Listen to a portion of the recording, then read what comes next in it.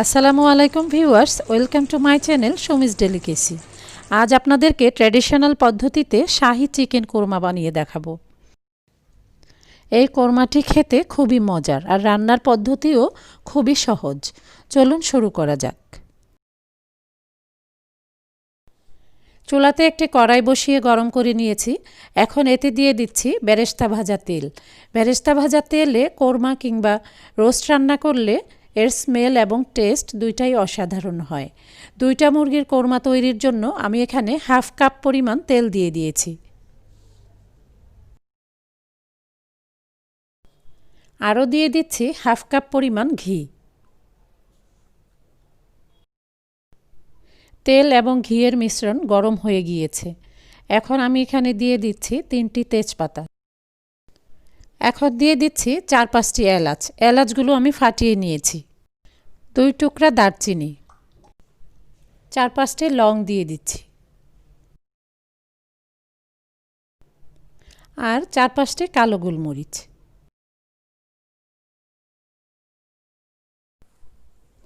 আস্ত মশলাগুলোর সুগন্ধ বের হওয়া পর্যন্ত ভেজে নিচ্ছি।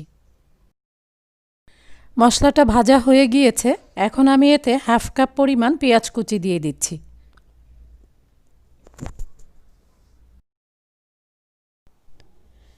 পেঁয়াজটা আমি ভেজে নিয়েছি নরম করে, লাল করা যাবে না। আর এখন দিয়ে দিচ্ছি হাফ কাপ পরিমাণ পেঁয়াজ বাটা। ভালো করে নেড়ে মিশিয়ে নিতে হবে। 2 টেবিল চামচ আদা বাটা দিয়ে দিচ্ছি, আর রসুন বাটা দিব 1 টেবিল চামচ থেকে একটু বেশি, উঁচু করে 1 টেবিল চামচ।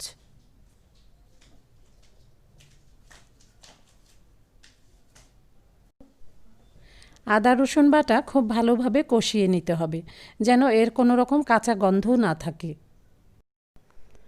আদা রসুন বাটা কষানো হয়ে গিয়েছে। এখন দিয়ে দিচ্ছি 1 টেবিল চামচ পরিমাণ ধনে গুঁড়া। এখন দিয়ে দিচ্ছি 1 চা চামচ পরিমাণ মরিচের গুঁড়া। আপনারা চাইলে মরিচটা ব্যবহার নাও করতে পারেন।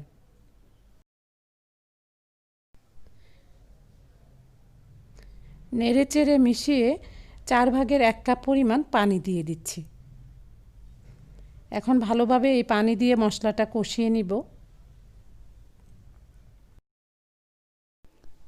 2 চা চামচ পরিমাণ লবণ দিয়ে দিচ্ছি, আর এই লবণ আপনারা আপনাদের স্বাদ মতো ব্যবহার করবেন। মশলা কষানো হয়ে গিয়েছে। আগে থেকে ধুয়ে পানি ঝরিয়ে রাখা 2টা মুরগি আমি মশলার সাথে দিয়ে দিচ্ছি। এখন খুব ভালোভাবে নেড়ে চেড়ে মশলার সাথে মুরগিগুলো মিশিয়ে নিতে হবে।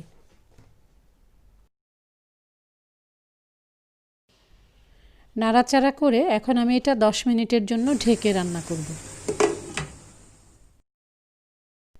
ঢেকে আমি 10 মিনিট রান্না করেছি। মাঝখানে ঢাকনা তুলে মাঝে মাঝে নেড়েও দিয়েছি।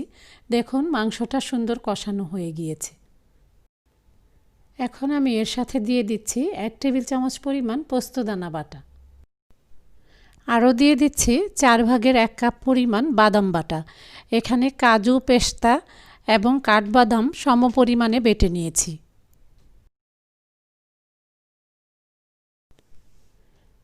আরও দিয়ে দিচ্ছি হাফ কাপ পরিমাণ পেঁয়াজ বেরেস্তা। আর এই পেঁয়াজ বেরেস্তাটা আমি হাতে ভেঙে দিচ্ছি, আমি বেটে দিইনি। ভাঙ্গা বেরেস্তাটা দিলে এটার স্মেল অনেক বেশি ভালো হবে। পোস্ত বাটা, বাদাম বাটা আর বেরেস্তা সব একসাথে ভালো করে চিকেনের সাথে মিশিয়ে নিচ্ছি।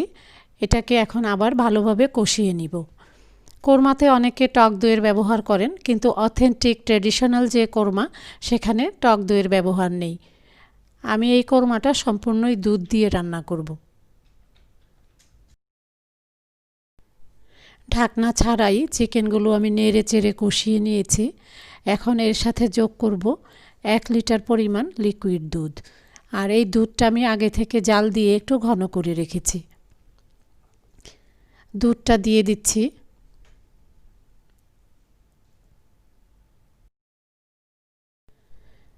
দুধটা মিশিয়ে নিয়েছি। এখন আমি ঢেকে 5 থেকে 7 মিনিট রান্না করব।